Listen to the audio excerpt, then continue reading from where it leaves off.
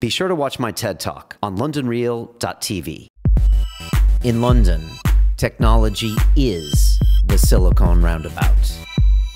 Introducing a new talk show dedicated to the people of the London technology startup scene. Silicon Real. Each week, interviewing entrepreneurs, venture capitalists, financial technology, accelerators, and incubators in an exciting three-person format. Learn about the people behind the innovation. Locally filmed, locally sourced. Silicon Real. It's about the people. This is Silicon Real, the weekly talk show dedicated to the people of the London technology startup scene. I am Brian Rose. I also host London Real. It's the same studio, but it's not just tech. We've had people like celebrity astrophysicist Neil deGrasse Tyson, a very cool dude. He put me in a headlock. We had Mr. Tim Ferriss from the 4-Hour Body and Work Week and all that stuff. Tim was fantastic. He was sitting right there. And this week we have Peter Joseph, who was the founder of the Zeitgeist movement. I don't remember if you remember some of these movies from 07 and 08 and 10. It was all about, questioning kind of the whole U.S. banking industry and capitalism, and it kind of led to some of the Occupy movements. So that's happening this week. It's going to be a really big episode that drops on Sunday. So check that out at londonreal.tv. But today we're here to talk tech. My usual co-host Colin Pyle is in the States cutting deals for his coffee company. So I bring you Mr. Debu Perkayastha, who is the entrepreneur in residence for Octopus Investments. You were formerly a principal at Google for 6 years in corporate development, new business development, and you were part of the founding team at Google Campus right down the road. Debu, thanks for coming back. He was here last week and he hasn't left since. Thank you for being here. I haven't moved off the chair. So glad you could come in and co-host. So, thank you for inviting. Appreciate that. Our guest today is Mr. Russ Shaw, who is the founder of Tech London Advocates, a group of leaders promoting London's technology sector and addressing the issues on the horizon. You formerly worked at Skype and Telefónica's O2. You've been appointed a London Tech Ambassador by the Mayor's Office and also a member of the Tech City Advisory Group. Yes, it's another American in London. Russ, welcome to Silicon Real. Thank you. Great to be here. I think it was Winston Churchill said that the Americans and the Brits are separated by a common language. Mm-hmm. You have seen Britain's tech grow up here for a while. You live here now. Yep. What did he mean by that? Well, I took it to heart. I married a Brit. So anyway, I think, we have a common affinity, and sometimes that ocean can seem large, and sometimes it seems really small. But we're very different. I certainly learned that in my relationship with my wife when we first met. Getting over some of the language, even though we speak the same language. But I think we have a lot in common. And I feel I'm not a native, but I sometimes feel like a native here. I think there's more of a difference than we think. And, when everyone compares the Roundabout, the initial comparison, of course, is to the Valley. And I just want to ask you, and then I want to ask you, Debu, is that even fair to even try to get there? I mean, for God's sakes, we named it Silicon. This show's named Silicon.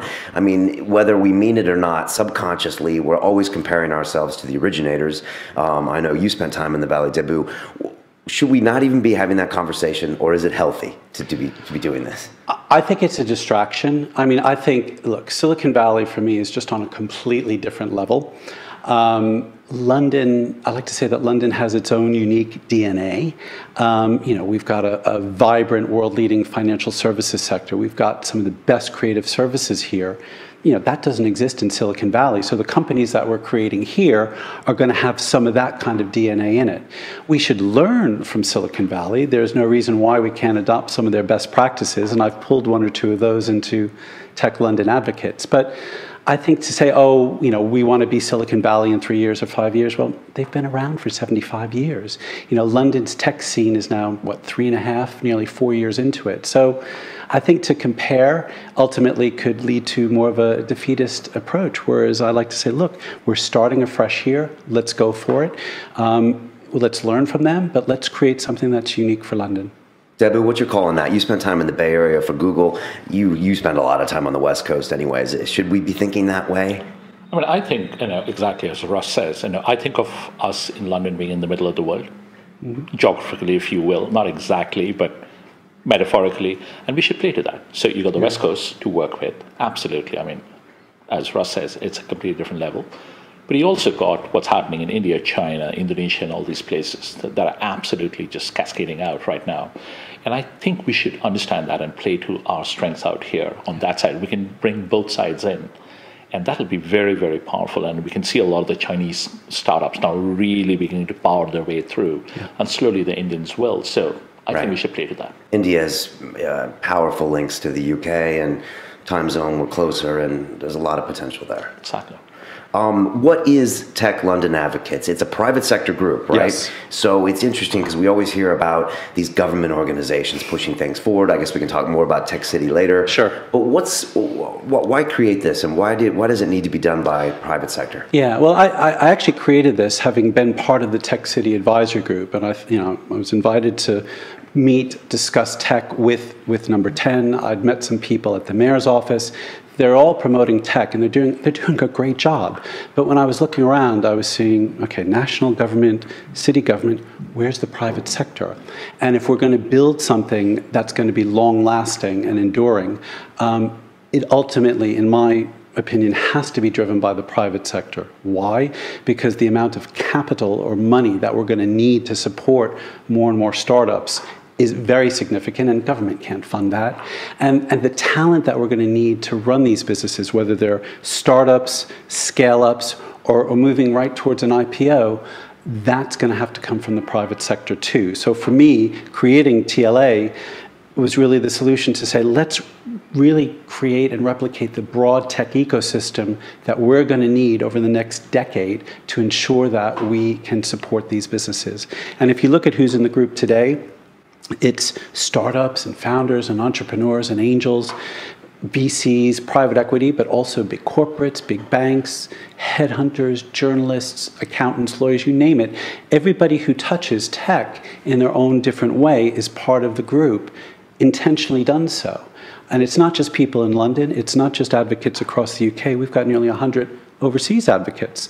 So folks in Silicon Valley, in New York, I've got a few folks in India, in China, down to South Africa, all who are watching and very interested in our emerging tech sector here. And so I'm trying to replicate what's in the world today and do it here in London with a private sector focus. Because the government can do things in a certain way and they can't do certain things. I feel like we have a lot of scope and latitude to do things the way we want to because we're the ones who are going to have to sustain it. And what is the infrastructure of your organization? Do you meet on a regular basis? You're looking at it. Okay. Because do you meet? Because there are groups of people that kind of stick together. There's the ICEs, which is kind of the entrepreneur startup kind of organizations that are more private. And then you've got something like I'm wondering how it works. Yeah. Well, first of all, I ask every advocate to do three things because it's designed for very busy people. So one is to be on message about what's happening in London's tech scene. And I help to provide that through a variety of communication channels, Twitter, LinkedIn. I send out a monthly update to everybody about what's going on. I then ask every advocate when they're ready to introduce a new advocate. That was ingrained in me from my days at Skype, which is about extending their network. Well, TLA is open to anyone, but the way you come in is through an advocate introduction. And then that links to the third aspect of it, which is the ethos, which I have borrowed from Silicon Valley. We're all here helping each other for the greater good. So I say to every advocate, look, if a fellow advocate reaches out and says, do you know so-and-so? Can you connect me? Can you make an introduction? Can you answer my question? Please say yes. And if you can't say, look, I'm sorry, I can't help you, let me find somebody who can. And who does that really well? Well, a lot of the folks in Silicon Valley. Yeah, they compete on deals, they compete on their different startups, but they also work together and they also collaborate a lot. So I've tried to build that as part of our group mission. And then we meet twice a year, once in the spring and once in the autumn, where I try and bring the whole community together. And then the rest of it is done through working groups. So we now have 13 working groups dealing with things like immigration, education, capital and investment, women in tech, infrastructure, property, health tech, ad tech, entrepreneurs under 35. And that's where the groups meet more regularly, and that's where we try and get some things done at a grassroots level. Is that the difference between Silicon Valley and here? Is it the Is it the introductions, and is it that networking effect? And what do you give us a grade from A to F?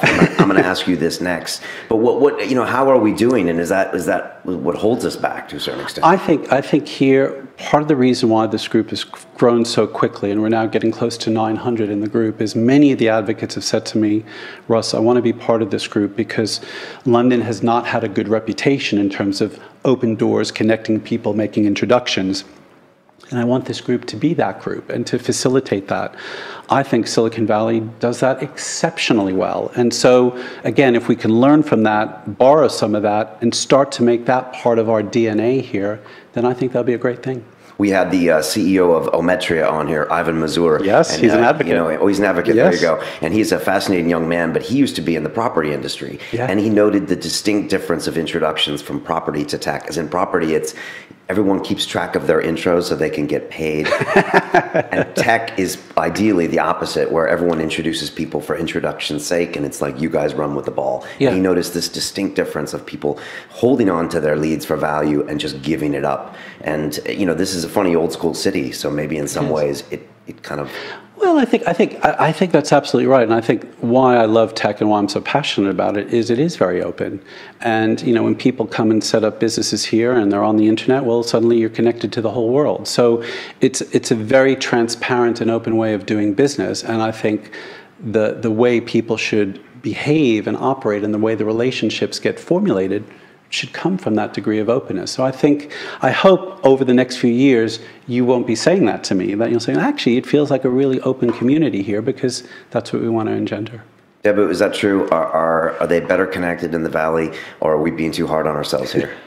I mean, the way I'd put it is, the Valley sort of came up with this whole ethos, right, of just making sure everybody connected to everybody. I think in London now what I see is a lot of that definitely coming through, and the property analogy is a really good one. The tech guys in London and girls have a very different way of making intros. I mean, I've been the beneficiary of that, right? Mm-hmm. Everybody's opened doors for me. And most of the doors have been opened without any kind of, what do I get? What's in it for me? And I've tried to pass it on. And, that is super important as you do. I think the other thing which is there, which I really like what I see in London now, it's the level, and it's the thing that you and I talked about last time. The level of ambition is changing. Yeah. It is getting bigger and bigger and bigger and bigger. And that is a big step. So along with the openness, the ambition levels is just going through the roof, which I think is really important. Yeah. And I think that, that openness and the grandness of tech is why it reinforces itself, because I think people view tech as endless. It's big, it's enormous. We're seeing great startups, we're seeing great tech companies. We're now seeing non-tech companies embracing tech. And we're all kind of looking at each other saying, this can go on and on and on as the whole world becomes truly digitalized, and that's what makes it exciting. So I think to the point of, people are kind of making introductions, because I think there's an implicit understanding that if we all do this and all help each other, we are all going to benefit from an economic point of view, but from a societal point of view as well, because this tent is very large. Yeah, and it gets better with practice. I remember a couple times being like, okay, if I introduce, and then it's just like, just introduce them. Yeah. And then people remember, don't even count, because if you try to count, it doesn't work. But people appreciate great introductions. They do. And it all is going to come back in a big way. And people will remember who introduced them to who, and it'll all, everyone. Well, actually, because I'm kind of joked about as being connector-in-chief within the advocates group, and literally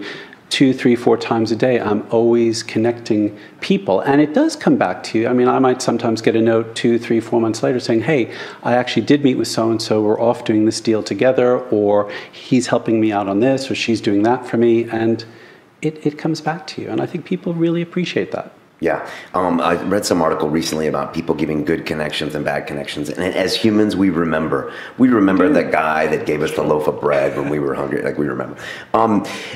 Russ, you're a marketing guy. You've got many, many, many years of marketing, and I was wondering what you think. Which companies are doing the marketing right here in the UK, and where we're missing the boat? You think, in compared to tech, say in the US? Yeah, I have to say, as a marketeer here, I think I've been pretty disappointed, particularly over the past 5 to 10 years. I came here over 20 years ago, And I was enamored by the advertising industry here. I thought they produced some of the best ads worldwide. And I'd go to the Cannes Festival every year and I'd see these great ads being shown. And you just walk out of this big theater and think, that was the best ad I've seen. I think we're missing that. I think, particularly the past 5 years, I don't envy chief marketing officer role anymore. It's become a very difficult, challenging role where everything has to have an immediate return. So those great, iconic adverts that we used to see 10, 15, 20 years ago. Does anything spring to mind? From that time? Yeah. I mean, I was at American Express, 20 years ago, and I thought we just did some cracking ads, That'll Do Nicely campaign. We did testimonials with people like Richard Branson and Anita Roddick and Sir Terence Conrad, and they were elegant ads, and Annie Leibovitz did these great portraits campaign. Just very simple, elegant photography, with the name of the card member since, and you just looked at it, and it just made a whole statement in itself. I think we're missing that. It's tricky because that was a brand that had been around for a long time and had a real recognition to it. And I guess companies these days are looking at 3-month, 6-month window. Well, I think one of the things that we're talking about, we call it the MAD Tech Working Group. It's one of our working groups standing for Marketing and Advertising Technology. And why we've created this group is there are some fantastic startups in the whole ad tech, marketing tech landscape. And if you look at what they're doing today and how they're operating today, somebody like me, trained as a classical marketeer, I don't recognize this marketing technology landscape at all. I'm learning a lot, but the way things are being done, the way ads are being generated onto your mobile phone, the tracking that you can do, the metrics behind it, it's very scientific, it's very data-driven. And I think the type of people going into marketing today, in order to succeed, need to be very analytical, need to be very numbers-driven, and may not have so much of that kind of, left-brain creative, let's do a big brand campaign, because they won't be able to track it or see the returns. Whereas 10, 20 years ago, we didn't worry so much about it. Yeah, we tracked the ads, but it's such a precise science today because of the internet, because of mobile phones, because of making sure that you get a really good return on your investment because your board is down your back, making sure you're getting a good ROI. I mean, you look at portfolio companies every day for Octopus, you look at new investments. I mean, marketing is obviously a huge issue of everything you do. What do you tell companies to do, or what are they doing, to I'll never forget my initial days at lastminute.com. I remember going to one of our marketeers and saying, there's so much spend happening on online marketing. How do you track it? And basically the answer I sort of got was, we're putting in the money, we're not quite sure what is getting in. And a good example would be something like Bookings.com, who've only recently started doing TV ads, but they've just completely changed the landscape of lead gen. So the whole word lead gen was obviously not there 10 years back. Nobody even thought of it like that. But today it is probably the most important thing if you're in the online space, because that's the way you're going to get. And Bookings.com just took it to a different level. There's a reason why they are so successful and why so much of price clients' valuation is based on them.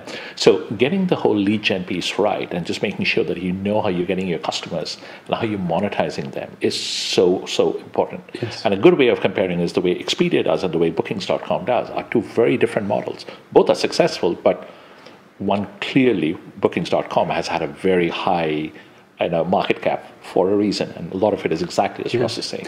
Well, it's also, I think, very interesting. I spend a lot of time with startups and early stage startups, and one of the pieces of advice that I give is, at the start, at the top table, there's the CEO, there's the tech person and the engineers, there's the product person, usually there's the finance guy, and then I kind of say, well, where's the marketing person?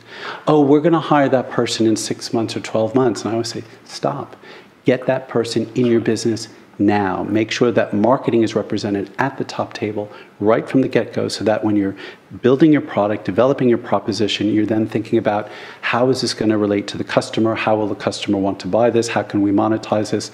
Get marketing there right from the start. There's a good point you make, and it goes into our next point really easily. We've seen some big Series B rounds recently. TransferWise, 25 million. Do Deal, who we just had on a few weeks ago, 20 million. Yeah. You know, some of these London companies are now getting into this kind of, you know, a later stage. And so, are they going to have to start looking? I'm listening to Ben Horowitz's, you know, book right now. What is it? The Hard Thing About Hard Things. And he's talking about, you know, reevaluating your company 12 months later and saying, is your buddy who did marketing to begin with the guy that should be running a global organization? So what are we going to see happen in London? Are they going to ship the Yanks in? Are they going to go out into established industries and get people from there? Or are they going to grow organically? I think it's going to be a combination of everything. You know, some people can adapt, and the person who's there early days can move on and evolve, but they're also few and far between. And a lot of those people don't necessarily like it when it moves from startup to scale up and becomes a bigger company. They kind of say, look, this is not for me anymore. Yeah. And I think that's a good thing. I mean, one of the stints in my career is I was the CEO of a later stage mobile messaging business. And I came in, 3.5, 4 years into it, right after a Series C round. The investors wanted to really, you know, take it to a whole new level and felt that the management team really didn't have that right skill set. So you bring that in from elsewhere. I think the great thing about London is we have enormous talent pools here. You know, here we are sitting right next to a world-leading financial services center. So when fintech really starts to gain momentum, and it's starting to already, you mentioned TransferWise, well, there's a lot of good talent already sitting here. The question will be, will some of those folks want to take a risk with their career, take a cut in their salary, in exchange for some equity, and move to a more dynamic, exciting environment? Some people will find that really difficult, but we're going to have to tap into that. We're going to have to import talent from around the world. You know, we want these businesses to have the best talent possible, and let's grow it here at home, absolutely, and there's some amazing people here, but let's make sure that we're bringing in great talent from overseas as well. And it's that mixture of everybody coming together that's then going to create the next new business, the next new proposition, the next disruptive model. Debbie, what you calling that? I mean, you dealt with lots of businesses you acquired when you were at Google. You've seen companies in their later stages. I mean, are we going to see London start to get growing pains here? I mean, growing pains are actually a good thing in a lot of ways because it clarifies your mind. It makes you just more savvy. You know, nothing that comes very easily over time pans out. There's going to be some of it, some are growing pains. I think it's really good to see this kind of money that's being raised, because what's going to do is that kind of money has its own way of, for want of a better word, clarifying your mind, because the people who are putting those kind of money in, they expect something out of it. This is no longer, I'm taking a punt, let's see where it goes. Series B is all about execution risk. It's no longer product risk in the true sense of the word. There is a bit of product risk, but primarily you're paying that kind of number for execution. And execution means just getting it through, getting it done, which means you have to have access to the best people, wherever the people may come from. And some of it may come out of the Valley, and some of it may come out of the East, or some of it may come out of Europe. And you just have to just be open that I'll get the best talent in. Yes. And the throughput is my execution. Yes. And I think we're kind of at that tipping point now where I think London has proven that, you know, we can create some great startups here. And I think up until the past 6 months, when I was traveling to other places around the world, I'd hear things like, you know, London's great, lots of entrepreneurs, very innovative, very dynamic. But can you see a commercial exit in London with many of these businesses? And, you know, even a little bit myself, I was doubting that. I wasn't sure because I hadn't seen much of it. Over the past 6 months, we've seen some incredibly high-profile exits. You know, you were at Google. DeepMind was acquired by Google. King floats on the NASDAQ. Just Eat floats on the LSE. Zoopla floats. Market floats on the NASDAQ. Circassia, the largest biotech float in the LSE history, you know, 500 million pounds. These are big commercial exits. So I think what we're seeing now is, yes, we can prove that you can go from inception all the way through to exit. We're now kind of, if you look at the funnel, a lot of these startups are gaining traction and momentum.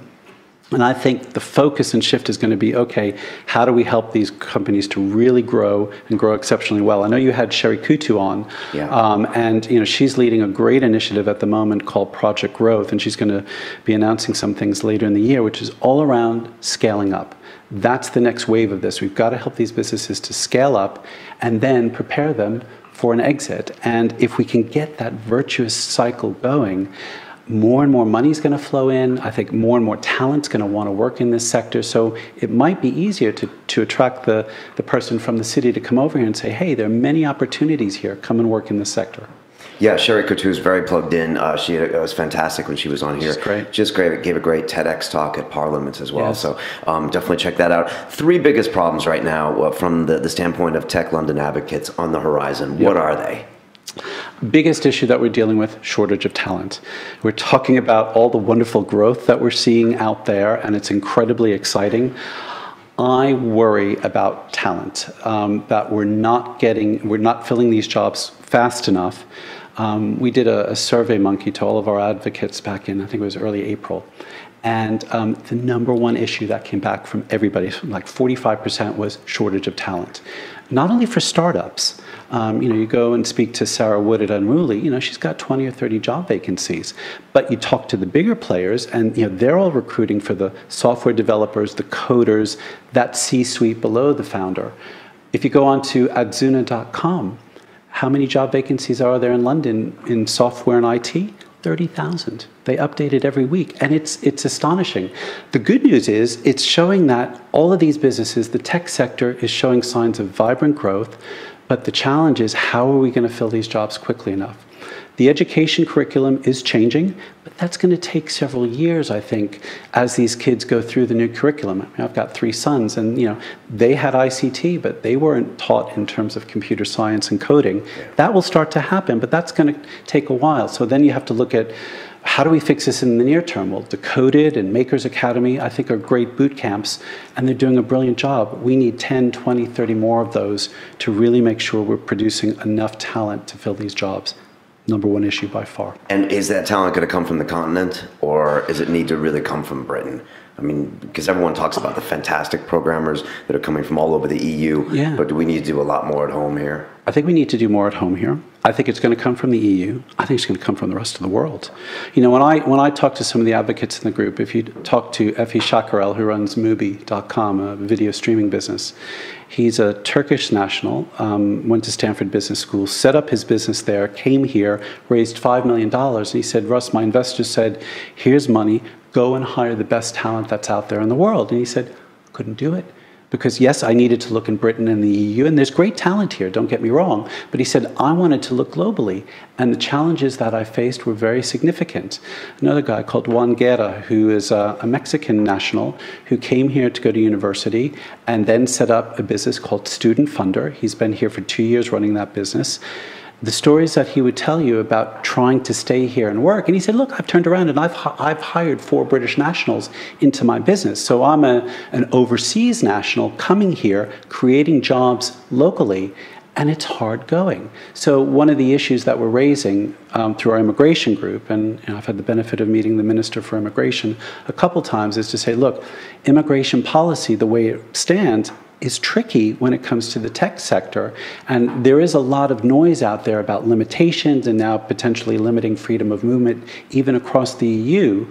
I've said, look, don't underestimate the negative reverberations that will have to some world-class talent around the world who would look around and say, wow, there's some bad noise coming out of here. Do I really want to come here? So that's another issue that we're trying to deal with. Yeah, that's bad immigration press. Debu, you're an immigrant. I'm an immigrant. We're all immigrants here. What's your call on immigration?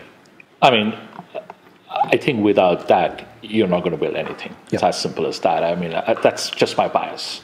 And I don't say it because I am who I am as an immigrant. I think if that's going to be a barrier, I think we need to rethink almost everything here. And one of the things I'll have to say, and which is the thing I found very positive about being here, is that the government has, at least when I first came in, the government was very broad about letting people in. And they also saw it as a competitive advantage. At the time when the US actually, ironically, was shutting its doors, yes, I know. Britain actually deliberately opened it, and I was one of the beneficiaries of it. So I've obviously had a very positive experience. But given what happened in the European elections recently, I worry a little bit about some of the doors just closing now. Yes. And I do too. And we're about to go into an election cycle, and there is a lot of noise out there around that. And we just have to keep working hard at it. And I like to say, look, this should not be a free-for-all. we completely get that, but let's focus on doing smart migration. Let's really make sure that that talent that's out there we can bring here. Let's keep nurturing our own homegrown talent. I've been working with Maggie Philbin. She's been leading something called the UK Digital Skills Task Force, and it's a great piece of work that she launched last week about how do we look at not just younger people, but people of all ages and really upskill the entire workforce here to be better equipped for the digital era. And I fully support that. It's fantastic. A lot of those recommendations will take time, and we're talking several years here. So in the meantime, how do we ensure that we've got the best possible talent coming into Britain? And to your point, Debu, I think that will be a competitive advantage, is having world-leading talent, and with more businesses showing great commercial exits, the funding will come through. There's no reason why London can't succeed as becoming one of the leading tech cities in the world. No reason. What are the other two issues that are on your plate mostly? Well, I think we've talked about immigration, we've talked about education. I think another thing is women in tech. We have a women in tech working group. It's our largest working group, and I think we need to do much more to attract women of all ages to come into the technology sector. It's a very male-dominated sector, and there's some amazing women in tech. How do we bring more in? And how do we start getting that message into the primary and secondary schools to make sure that young girls are looking at science and math and engineering as a way to go? I'm married to a mechanical engineer, and many times my wife would say, "Look, there's just no women. There's no women in this place, in this sector of the market." We've got to change that, because there's such great talent out there, and if you can get some of it to go into tech and get even more of it, that would be a great thing. So I'd say that's the other issue that I'm pretty hot on, is getting more women into tech. Yeah, we had Claire from the Code Club in here. I know they're doing some big things there. Sherry Cotu as well with her Founders for Schools. Yep. Easy Vidra from your end with Campus London. I know he does like a mothers group where, and I was telling people about that, and they were like, mothers? Because everyone assumes women in tech is young women in tech, and it doesn't need to be that, right? No, it could be. I mean, look at Mumsnet. Look at how successful that's been over the past few years. And, that was a couple of moms getting together saying, I don't like what I'm seeing on the internet, let's go out and do this. And so Justine Roberts goes off and sets up Mumsnet. Fantastic. A real entrepreneur in the tech space and a great role model. And you've got younger people. I was just speaking this morning about Catherine Parsons from Decoded. What a fantastic role model she is. She's young, she's energetic, she's dynamic, she's set up a business. And coming back to the shortage of talent issue, Decoded is filling that gap now. They're doing everything they can to get more and more people skilled up on coding. Brilliant. What's your read on that, Debu? I mean, you come across companies all the time. I'm guessing, it's a male-dominated industry. How do we change that? I think it's tough. I mean, I have two daughters, and my mother's a nuclear physicist, so I have. You're surrounded, yeah. Jesus, why am I not surprised? So I have to say, I completely, and coming out of a culture where my mother, for all very practical reasons, never ever thought that she had anything to answer for, in the sense, it was very, very liberating. I only realized the value of that today. I think it's a real issue. I mean, so Google's been trying to address this internally, and I know from our own numbers that it is women engineers are easily the most underrepresented group. Yes. Just not here, but also in the Valley. Yes. It is a fundamental issue out here. I just came back from a trip to Lithuania, and one of the most heartening things out there was everybody talked about maths and science. It was so good to see that. Yeah. And I worry that in a lot of parts of the world, that is becoming not cool enough to do maths and science. But yeah, it's a real issue. Yeah, I think with the amount of press that tech gets, it has a bad thing because I think it attracts people that want to get into tech for the rock star reasons. Yeah. But I think on the good part, it has the way of showing that everyone that, there's so many opportunities for women and for boys. Yes. In learning to code and all those kind of things. Absolutely. And from whatever background, I mean, there's a lot of great initiatives underway to help, less advantaged folks, young people who, growing up in some rough neighborhoods, this can be a good home for you. They're all digital natives. They've all grown up with the internet and mobile phones. So if we can get them into programs like Makers Academy and Decoded and other great learning initiatives, Apps for Good, Founders for Schools, Teen Tech, hopefully it will get them to say, hey, the technology sector could be a home for me. If I, do this, do that, study a bit harder, then maybe there is a future for me in technology. And what technology does is basically level the playing field. I mean, we all know now what's happening in Gaza. And I remember my last time when I went to Gaza, I met these young girls who were working on a digital animation project. And it was very sophisticated. And what was heartening was, it was just watching how technology completely levels the playing field, that there were 4 women who were doing this really cool product on digital animation using old school hand drawing techniques, but on digitally. And to see that come out of Gaza, it was one of the most impressive things I'd ever seen. Can you talk about how you're involved with Gaza and what you're doing down there? So I sit on the board of an NGO called Mercy Corps.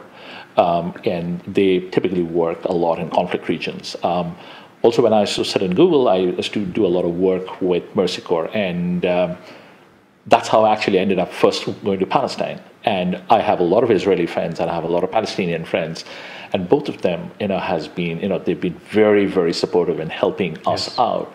And I actually now sit on the board of a VC fund called Sadara, where Google is actually one of the LPs, as a Cisco, who fund Palestinian startups. And the most impressive thing about Sadara is the 2 GPs, the 2 general partners, one is Israeli, one is Palestinian. You cannot get a better example of how Israelis and Palestinians are working together. Yeah. I want to, and you're going to hook us up with them, and we're going to have them on the show. Let me ask you a question that some people don't like to talk about, and I'm going to ask you: do we work hard enough here in the UK, or do we not? Do we need to put in more hours to get this happening here, or is the British work ethic where we enjoy our weekends and we brag about our holidays? Is that just something that's always going to be with us? I think people have a good balance here. I mean, as an American, I look at friends and family back in the States, and sometimes I think, well, when are you going to take a break? When are you going to have a holiday? I think people here work hard, very hard, and I'm a lot of times I'm on emails at the weekend and speaking to a lot of people over the weekend. But I think people also have a sense of, okay, I need to shut down a bit. I'm going to take the evening off. I'm going to go away for a week or a couple of weeks. And I think that balance is really good. I think, and maybe being in the technology sector, I do come across a lot of ambitious, energetic people, a lot of entrepreneurs who are putting in long hours. There is a little bit of that stereotype that you just described, but I think at least in the tech sector, I think that's changing because the internet is 24/7. The businesses that are being created here, no matter how small, are global businesses. So there are people here who realize that if you work really hard, and sometimes I have to say to people, look, you need to take a break. You look absolutely exhausted. Go home, go see your family.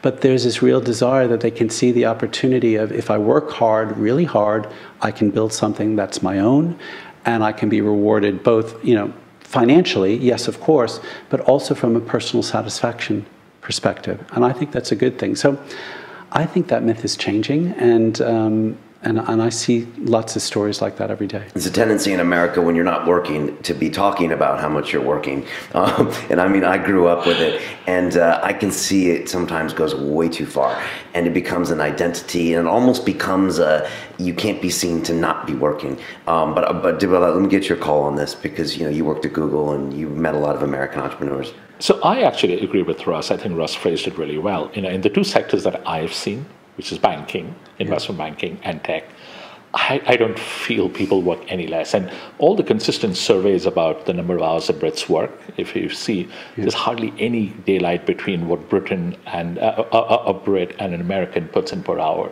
Sorry, on an hourly basis per week.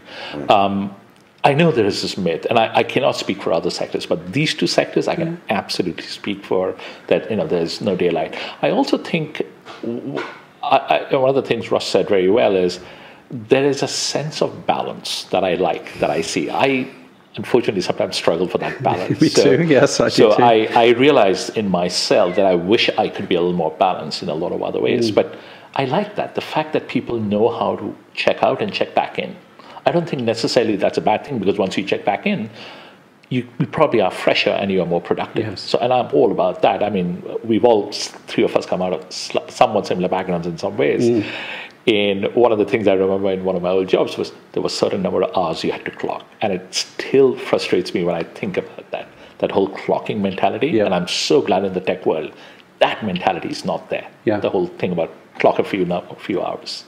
Yeah, I know. I think the balance is important. When I first got here, I never took a 2-week vacation until I finally came to London. I think it was 2004. Right. I did it finally, and people would brag about their holidays. And how did that feel when you did it? It was great, and, Yeah. and it was great. And now I make sure I get my 8 hours of sleep. And now I don't check my email, say from 9 at night until 6 in the morning. If there's an emergency, they can call me. Yep. And I've got these patterns that I think work really well. Yep. And I think somewhere between Italy and America is the right balance.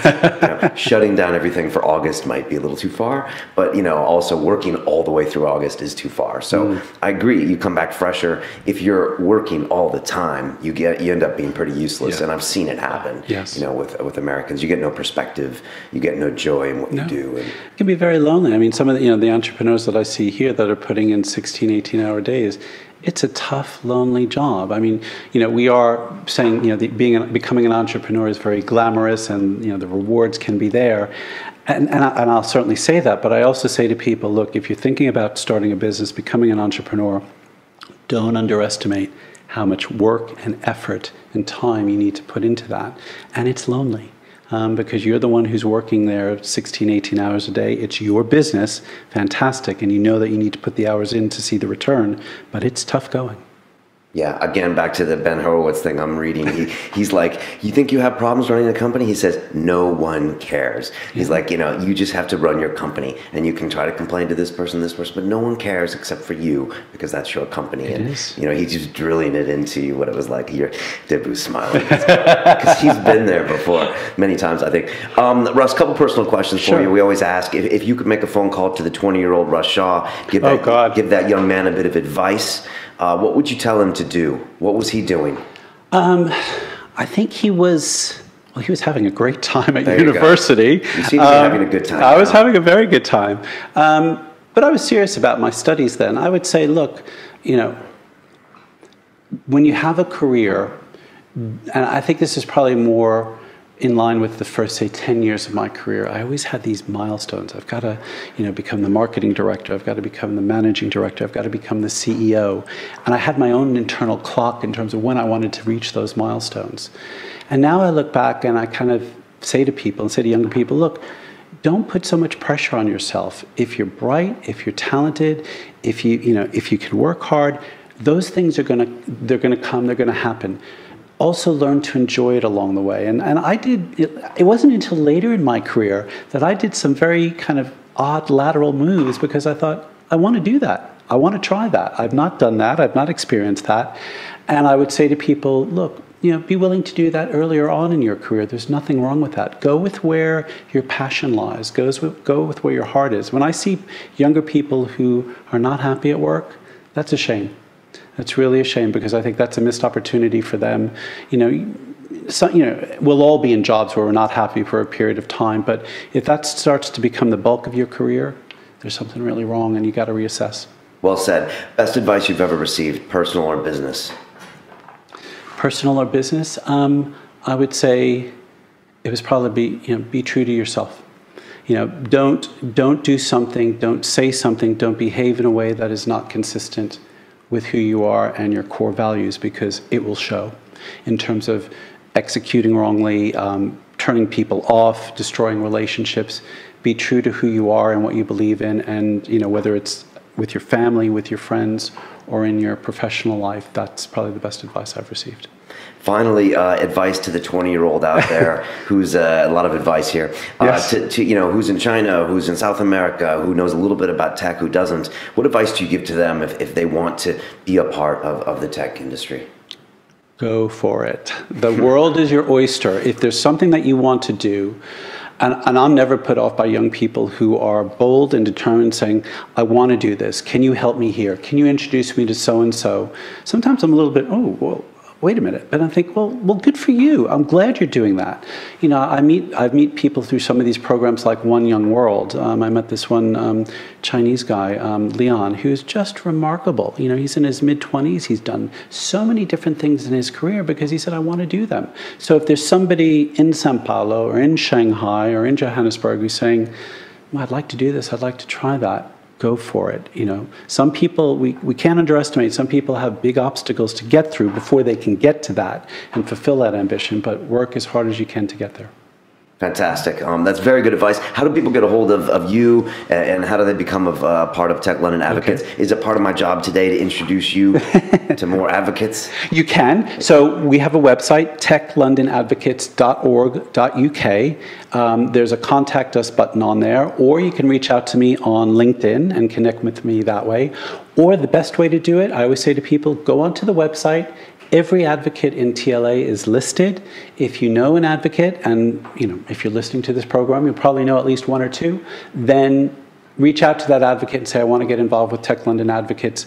Tell me about it, and then introduce me to Russ, and you're in. There you go. Boom. And what's up for you in the next 6 months, 12 months? Are you focused primarily on the London Advocates? You're doing lots of things, right? I sit on 3 company boards. I do a bit of angel and venture investing, but I think Tech London Advocates, which has started out as a part-time project, has become a full-time job. So we're planning our next event in the autumn.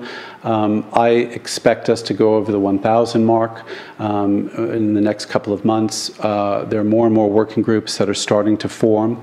And I really want to make sure that we're getting our voice out about what's happening in tech, because I think as we go through the next election cycle and beyond, technology is big. And I really want to make sure that Britain and the rest of the world understands that London tech sector, watch out. This is great. Excellent. I love that. Watch out. Debu, thanks so much for being here.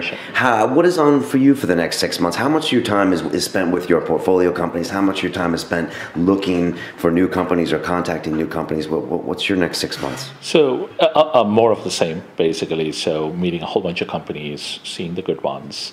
And then the other hat that I wear, which is spending a whole bunch of time with them on generally getting through their business issues. I always keep 10 to 15% of my time, and probably I'll index it a little higher for the next 6 months at least, on some of the other charitable stuff that I do in the conflict region. So that is definitely something that I want to do even more for the next 6 months. Fantastic. If you're listening to us live, there is an entire episode where Debu's the star from last week, which you can Excellent. Yeah, you can watch that live on YouTube. The fully produced episode will be out next week, and then you can see, why he's here. We were joking earlier about the House of Cards, where Kevin Spacey gets closer to the presidency. So next week, Debu will be here. Debu will be here. I will be getting him coffee, and then the week after, I don't even know where I'll be. So on a beach. It's August. Yeah. It's summer holiday time. So, yeah, this is chronicling his rise to the throne. But yeah, but we will be taking 2 weeks off here at Silicon Reel. We're going to be running some old episodes. We might put up some of the people we talked about today, maybe Sherry or Dakota. Please. But yes, I have learned the value of taking a break. So it's taken me a long time. But it's all good. If you're listening to us on iTunes, you can check us out visually on YouTube. This is what I love about Silicon Reel, bringing really smart and open and genuinely positive guys from the sector to talk about this. So and everyone loves hearing this story in London. I think this is a special time. We talked about it last time, Debu. In 5 years from now, this whole ecosystem is going to be different. It is. There's going to be like the people with the big exits, and there's going to be like this weird hierarchy. Right now, everyone seems to be in it to win it. Yes. Everyone wants to see everyone win, and I love it. So it's a fantastic time. As we say, it's about the people. All the best to you guys, and thanks so much. Thank you. Thank you for having me. All right, guys. My pleasure. Take care.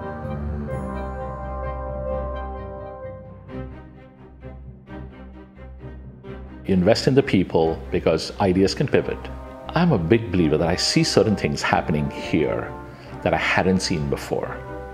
And that is what makes me really excited to be here. Primarily what I do is every day I see new companies. I see them from all over the world. Your ambition. That's all at the top level I care about. Once I've sensed that, then I'm fundamentally looking at the quality of your team. I wanted to do other stuff, but I wanted to do it in a slightly experimental way.